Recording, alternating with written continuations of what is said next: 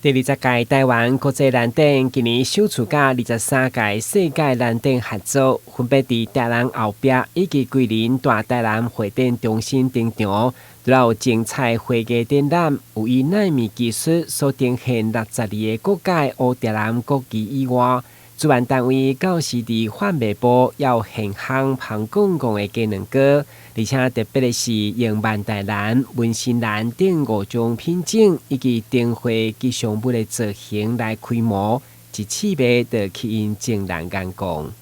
哇，这好可爱哦！因为还有那个兰花造型的鸡蛋糕，然后听说这个也是这次兰展的吉祥物 Oki 寿。然后你看，就是看兰花兰展，而且还有兰花造型的鸡蛋糕，还有 Oki 寿造型的鸡蛋糕可以吃，而且真的很好吃哦，大家不能错过，太可爱了吧！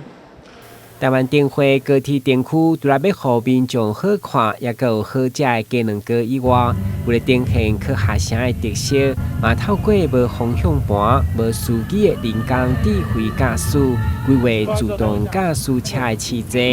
22号，体前由市长吴益铁甲日本名星大久保麻里子率先体验，因一路对桂林大道站到大武路站。同时，市长嘛宣布25号开始推出试坐体验，为期15天。是一个及时的呈现我们这辆车周遭的一些状态哈。来，我们再请市长来帮我们发个车，